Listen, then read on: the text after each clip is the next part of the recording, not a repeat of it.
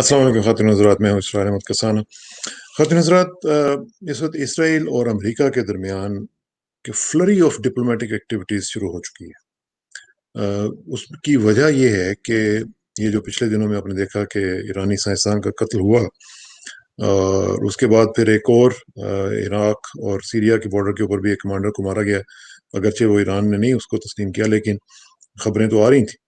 तो एक टेंशन की जो सूरत हाल पैदा हो रही है मिडल ईस्ट में, उसकी वजह से जो बाइडेन एडमिनिस्ट्रेशन है उसको फिक्र लाहक हो गई है कि अभी हम लोग आए नहीं हैं, और हमारे आने से पहले ही एक ऐसी सिचुएशन क्रिएट कर दी गई है कि जो हमारे लिए एम्बेरसमेंट क्रिएट कर सकती है। क्योंकि उन्होंने ये कहा हुआ है कि ईरान के साथ जो डील है उसको हम रिवाइव करेंगे और उसको लेके आगे बढ़ेंगे। अब जो डिप्लोमेटिक एक्टिविटी हो रही है उसका मकसद ये है कि इसराइल जो है वो अपना नुक्ता नज़र जो वो बयान करना चाह रहा है। वो ये कहता है कि जनाब हम किसी भी सूरत में वो जो ईरानियन न्यूक्लियर डील है उसको वापस आता हुआ नहीं देखना चाहता। जो बाइडेन एडमिनिस्ट्रेशन होगी वो उनका ज़ाहिर है कि अपना एक मसला है, वो कहते हैं कि हमने अपने हिसाब से चलना है। अब लोग ये कह रहे हैं कि क्या जो नेतन्याहू है उसने बाइडेन को एम्बेरस कर दिया है या उसको बॉक्स में बंद कर दिया है, यानी हैज ही बॉक्स्ड हिम। मतलब यह है कि उसको एक बॉक्स में बंद कर दिया है ताकि वो कहीं कोई मूव ना कर सके, कोई भी इस तरह की मामला जो है वो आगे लेके अपनी पॉलिसीज को अच्छे तरीके से ना लेके जा सके। आपको पता ही है कि ये जो उसका कत्ल हुआ था उसमें यूनिवर्सली यही बिलीव किया जा रहा है कि ये इसराइल ने किया था, बल्कि जो न्यूयॉर्क टाइम्स की स्टोरी में तो उसने मान भी लिया था कि ये हमने ही किया है, उनके जो अननेम्ड सोर्सेज थे। अब क्वेश्चन ये है कि इसराइल जो है वो क्यों मारेगा या मारा है उसने ईरानी साइंटिस्ट को, और फिर यह है कि अब क्यों मारा है। ये बहुत बड़े क्वेश्चंस हैं जो मैं आपके साथ एड्रेस करना चाह रहा हूँ आज। अब उसकी वजह यह है कि क्यों मारा है। आपको पता है कि हालांकि इसमें अगर आप थोड़ा सा हिस्ट्री में चले जाएं तो 2003 में ये जो ईरानियन को जो न्यूक्लियर प्रोग्राम था, जो उसका खासतौर पे जो बॉम्ब प्रोग्राम था, उसको डिसबैंड कर दिया गया था। 2003 की बात है, 17 साल हो गए हैं। आपको याद होगा जॉर्ज डब्ल्यू बुश जो था, उस जमाने में 2007 की बात है, मुझे याद आ रहा है कि यूएस इंटेलिजेंस एजेंसी जो थी, 17 जो यूएस एजेंसीज थी, उन्होंने ये कहा था कि एक हाई कॉन्फिडेंस एक रिपोर्ट उन्होंने जो दी थी उसमें उन्होंने कहा था कि ईरान का जो न्यूक्लियर प्रोग्राम है वो बॉम्ब का प्रोग्राम नहीं है। ये उन्होंने डिक्लेयर कर दिया था। अच्छा, फिर आपको ये भी याद होगा कि 4 साल के बाद फिर अगेन एक सेम इंटेलिजेंस जो एजेंसीज हैं उन्होंने फिर इसको रीअफर्म किया था कि जनाब हम आपको दोबारा से ये गारंटी दे रहे हैं कि ये जो प्रोग्राम है ईरान का, ये एटमी बम बनाने वाला नहीं है।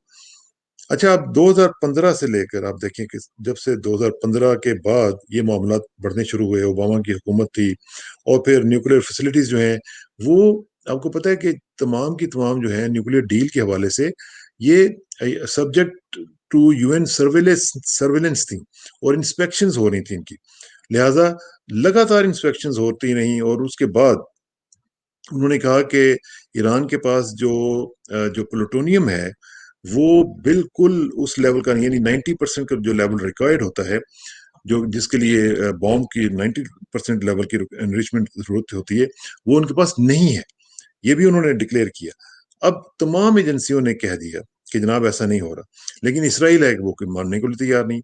वो कह रहा है कि नहीं, उनके पास बॉम्ब बना रहे हैं वो, हमारी इंटेलिजेंस ये कह रही है कि नहीं बना रहे हैं। यूएस इंटेलिजेंस एजेंसीज कह रही थी कि नहीं, यूएन न्यूक्लियर इंस्पेक्टर जो थे वो कह रहे थे कि जनाब ऐसा कोई मसला नहीं हो रहा है, लेकिन इसराइल मानने को बिल्कुल नहीं तैयार। अब यही वजह है कि उन्होंने ये कहा जी कि नहीं, फखरीजादा जो था वो तो 2003 से इस प्रोग्राम को ओवरसी कर रहा था। तो इसलिए इसराइल का और जो बाकी दुनिया की एजेंसीज हैं उनका एक बहुत ज्यादा बोदुल मशरिकैन कह लें कि आपस में था। और यही वजह है कि मोसाद को उन्होंने ऑथराइज किया कि जनाब आप जाके इसको कत्ल कर दें। अच्छा, अब क्वेश्चन ये है कि अब क्यों, इसकी टाइमिंग जो है। अब अगर देखते हैं कि अगर ईरान वाकईतन एक सीक्रेट प्रोग्राम जो है वो बिल्ड कर रहा है, और वाकईतन उनके पास कोई इंटेलिजेंस रिपोर्ट है, تو کیوں نہیں اس کو آئیڈینٹیفائی کیوں نہیں کرتے کہ جی یہ دیکھیں ہمارے پاس اتنی انٹیلیجنس ہے اور ان کے پاس ٹیکنالوجی تو بہت ہے، تو یہ پن پوائنٹ کرتے کہ جناب یہ دیکھیے یہ سائٹ ہے جہاں پہ یہ سارا کچھ بنا رہے ہیں اور یہ وائلیٹ کر رہے ہیں انٹرنیشنل لاز کو، اور پھر ڈیمانڈ کرتے یو این انسپیکٹر سے کہ جب آپ جا کے وزٹ کریں، یہ پلیس ہے، یہ ہم آپ کو کوآرڈینیٹس دے رہے ہیں، آپ جا کے دیکھیں وہاں پہ وہ بام بنا رہے ہیں، اور پھر ایران کو ایکسپوز کر دیتے کہ یہ جی دیکھیں اس کی ڈپلسٹی ہے اور یہ جھوٹ بولتے ہیں، اور اس طرح یہ جو ڈیل تھی وہ کل بھی ہو جاتی۔ لیکن اب مسئلہ یہ ہے کہ دے ڈنٹ کل دا ڈیل، دے کل دا سائنٹسٹ۔ اب یہ جو ہے یہ ابھی بائیڈن ایڈمنسٹریشن جو ہے ان کو یہ سمجھ نہیں آ رہی ہے کہ انہوں نے یہ کیوں کیا ہے۔ اب دیکھیے اگر نیتن یاہو کے سٹینڈ پوائنٹ سے اگر دیکھیں کہ کیوں انہوں نے کیا ہے، تو میرا خیال ہے کہ اس کے کچھ وجوہات جو میری سمجھ میں آتی ہیں وہ یہ ہو سکتی ہیں کہ ایک تو یہ ہے کہ ایرانین رجیم جو ہے اس کو امبیرس کیا جائے، اس کو ہیوملیٹ کیا جائے کہ دیکھیں ہم آپ کو کس طرح ہیوملیٹ کر سکتے ہیں، ہمارے پاس ٹیکنالوجی ویئر وتھ آل سارا کچھ موجود ہے۔ دوسرا یہ ہے کہ موساد کی جو کیپیسٹی ٹو کل ہے وہ اسٹیبلش کی جائے کہ اپنے اینیمیز کو کتنی امپیونٹی کے ساتھ وہ مار سکتی ہے، ایک یہ میسج بھی دینا تھا۔ تیسری بات یہ ہو سکتی ہے کہ ایک ایسا میسج دیا جائے جو کہ ایران کے جو نیوکلیر پروگرام پہ لوگ کام کر رہے ہیں ان کو یہ میسج دیا جائے کہ دیکھو تم لوگ سب لوگ ہمارے ریچ میں ہو، اور تمہارا سب سے بڑا جو سائنٹسٹ تھا جو فادر آف دس پروگرام تھا اس کو بھی ہم نے اس طرح دن دہاڑے لوگوں کے سامنے مار دیا ہے، تو تم لوگ کیا معنی رکھتے ہو۔ تو ایک تو یہ ہے کہ اس سے ایک ڈسسیٹسفیکشن جو ہے وہ اور ایک فرسٹریشن جو ہے وہ ان کے پروگرام میں چلی جائے۔ دوسرا یہ ہے کہ جو سنی سٹیٹس ہیں جو گلف عرب کے کنٹریز ہیں ان کو یہ بتایا جائے کہ دیکھیں جی ہم لوگ ایران کے ساتھ اس طرح کر رہے ہیں اور آپ ہمارے ساتھ اب سیدھے سیدھے ہو جائیں، اور جو جو بھی ہم کہتے ہیں وہ اب ماننا شروع کر دیں، اور تاکہ ہم بیسیکلی یہ ہے کہ اسرائیل کی جو ابیلٹی ٹو پنش ایران ہے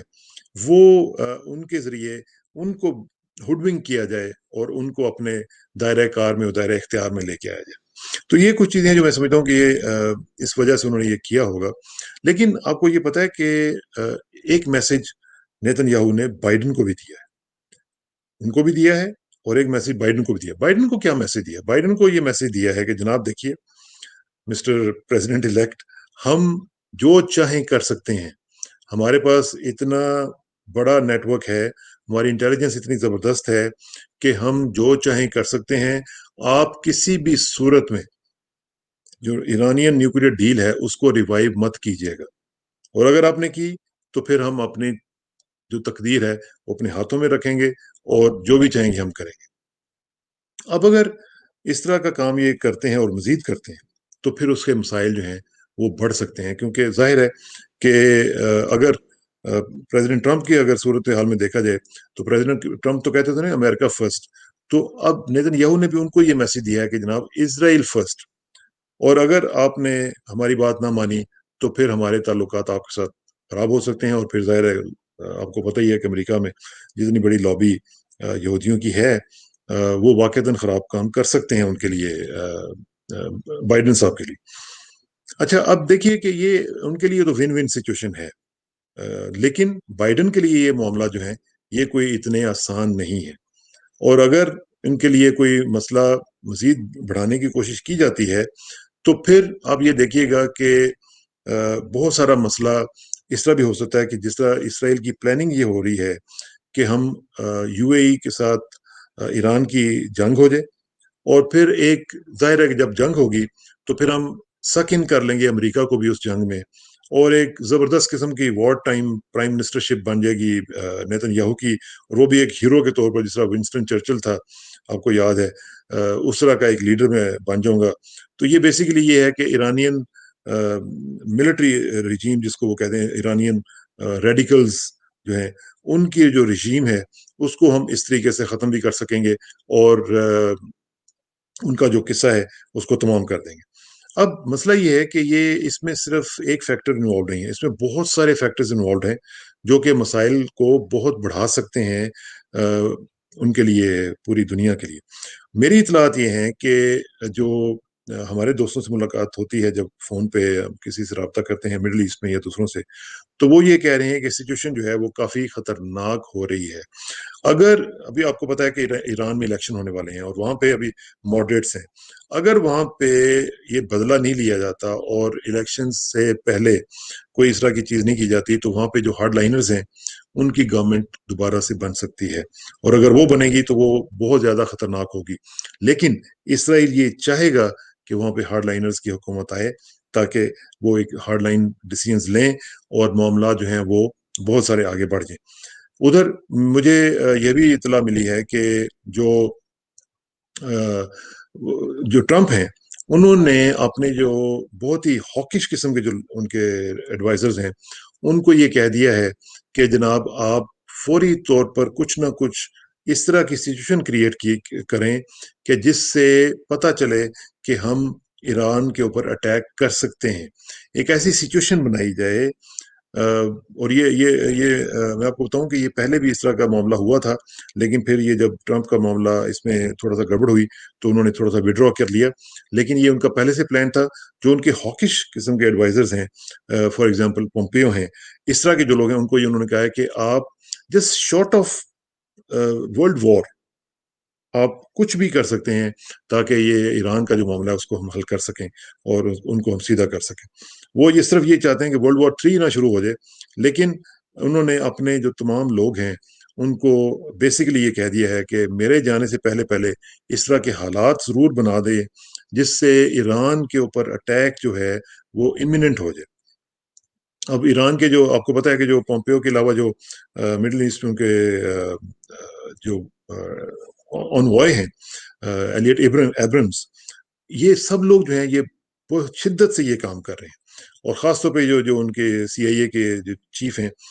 وہ بھی اس معاملے میں بہت زیادہ ایکٹیولی کام کر رہے ہیں۔ اب دیکھیے کہ جو ان کی جو ڈائریکٹر ہیں سی آئی اے کے، جینا ہیسپیل خاتون ہے، یہ بڑی بڑی ایکٹیو خاتون ہے، وہ اس پوری کی پوری جو اسکیم ہے اس میں بہت شدت سے انوالوڈ ہے۔ وہ بہت زیادہ اس وقت مجھے لگ رہا ہے کہ جیسے آئندہ چند دن کے اندر کہیں کوئی اس طرح کا مزید کوئی اٹیک یا اس طرح کی کوئی چیز وہ نظر نہ آئے، کیونکہ جس طریقے سے یہ اسرائیل اور امریکہ کے آپس میں فورسز کی آپس میں رابطہ ہو رہا ہے، جس طریقے سے وہ آپس میں مل رہے ہیں اور جس طریقے سے پروگرامز اور سینیریوز ڈرا کیے جا رہے ہیں، مجھے ڈر ہے کہ یہ کہیں معاملات جو ہیں وہ آؤٹ آف کنٹرول نہ ہو جائے۔ تو اس لیے ہمیں یہ دیکھنا پڑے گا کہ یہ کس طرف جا رہے ہیں اور کس طریقے سے معاملات کو آگے بڑھانے کی کوشش کی جا رہی ہے۔ لیکن صورتحال یہ ہے جو ایران کے لیے خطرہ ہے وہ یہ ہے کہ انہیں سمجھنا پڑے گا کہ وہ کس طریقے سے کیسے